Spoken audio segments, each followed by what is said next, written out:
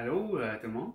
J'espère que ça va bien. Donc, comme j'avais déjà dit dans le passé, j'allais vous montrer comment je fais mes teintures. Donc, mes teintures, pour ceux qui ne savent pas c'est quoi une teinture, ben, c'est une macération de plantes dans de l'alcool. Ce qui fait que tous les bons nutriments, tous les minéraux vont être extraits par l'alcool. Puis, ces minéraux-là vont être hautement assimilables par le corps. Donc, ça va donner des très bons résultats soit pour régénérer le corps, soit pour soutenir les émonctoires ou le système nerveux, en tout cas certaines fonctions dans le corps. Là.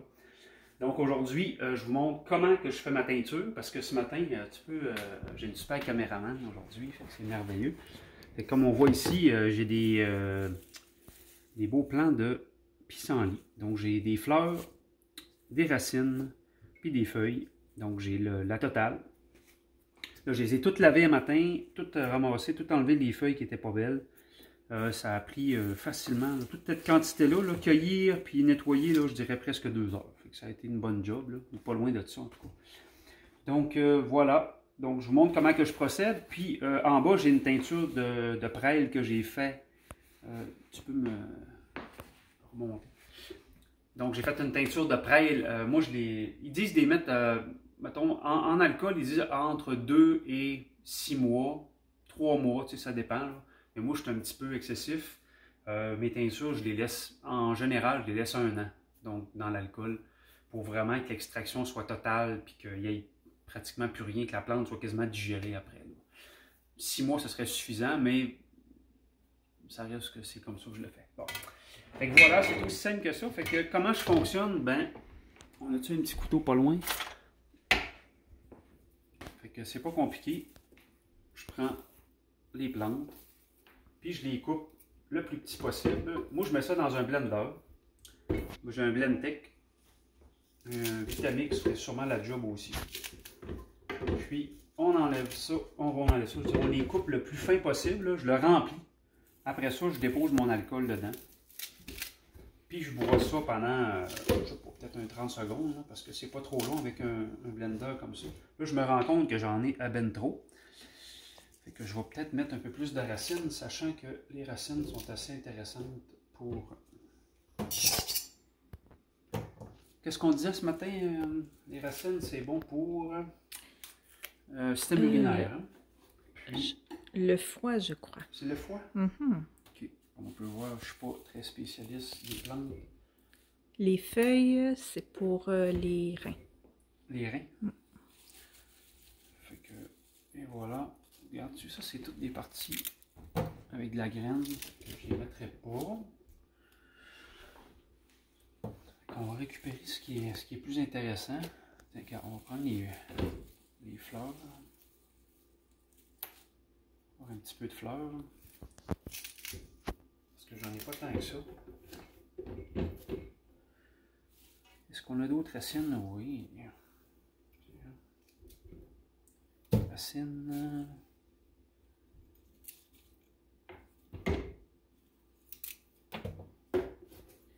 C'est important de bien nettoyer.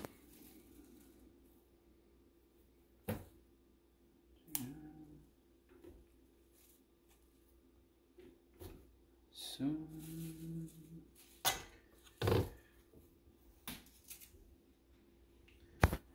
C'est de prendre un peu de racines.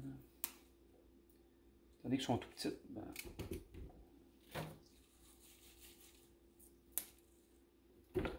Pissenlit, c'est vraiment une plante extraordinaire. D'ailleurs, ça prouve profondément l'ignorance des gens quand on dit que le pissenlit, c'est de la mauvaise herbe. C'est possiblement une des plantes les plus puissantes et en plus, c'est gratuit. Ça pousse pratiquement partout. La nature est quand même assez généreuse. C'est pas trop long, on y arrive. Oh! Regarde ça, regarde ça. Mm-hmm. Une carotte. Tiens, je vais prendre les fleurs. Tu sais, j'en ai beaucoup. Je pensais pas que j'en avais autant que ça. C'est pas grave, le compost va être heureux. Tiens, des fleurs.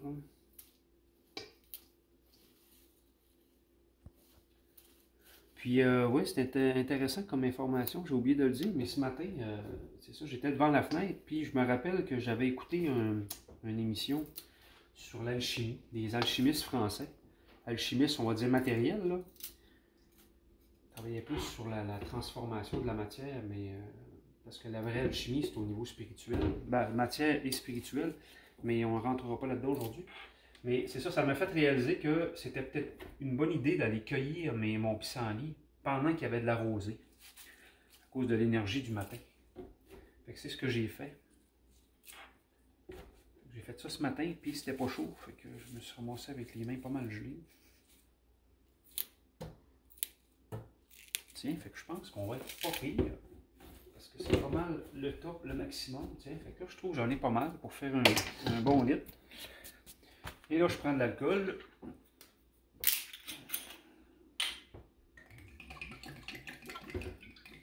Dans le fond, n'importe quel alcool va faire l'affaire. Sauf que moi, je suis un peu en amour avec celle-là. Pourquoi? Parce qu'elle est faite à Terre-Neuve. Et l'eau qui est utilisée, c'est une eau de glacier. Donc, très pure.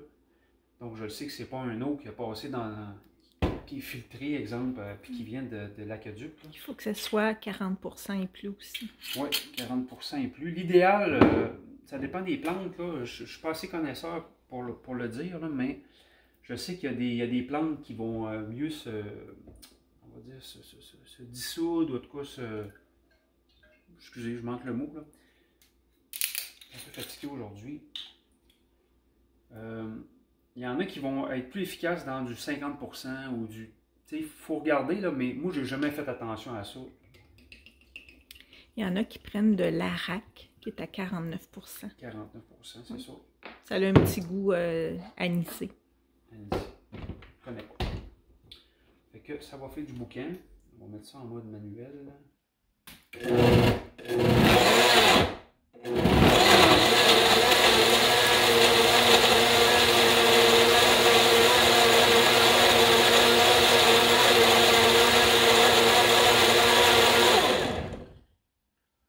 Pas faire ça trop longtemps pour pas que ça chauffe, pas oxyder. Puis tu vois, là, j'en ai à peu près 1 litre, d'après ce que je vois. Là. Fait que je vais être vraiment dedans. Je vais regarder la consistance.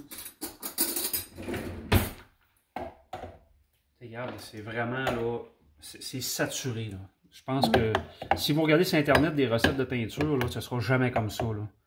Parce qu'ils vont vous dire, exemple, 2 pour 1 ou 3 pour 1. Là. Moi, ce que je fais, je sature mon alcool vraiment au maximum. Ce qui fait que la teinture, là, de 1, elle ne coûte rien. Elle coûte juste l'alcool. Puis la concentration des teintures que je fais, là, ça n'a rien à voir avec ce qu'on achète. Là. Je pourrais vous le montrer. Là. Je ne sais pas si on va le voir. Ça, c'est de la passiflore.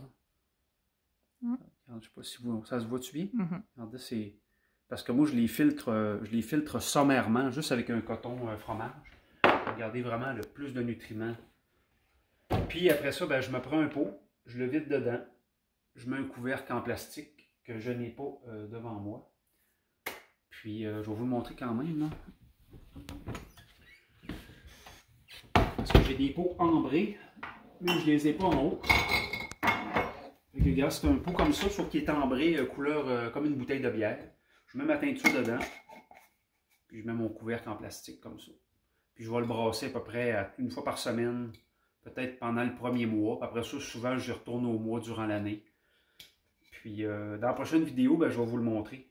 Une teinture qui va avoir 1 an bientôt, parce que c'est une teinture de prêle, puis je l'ai fait probablement au mois de juin l'année passée. Fait qu'elle va être prête, là, je vais la faire bientôt, pour qu'on puisse se faire une petite cure de prêle, là, pendant que c'est le temps, là, pour donner beaucoup de minéraux, puis de silice au système. Fait que voilà, c'est la vidéo pour comment faire une teinture.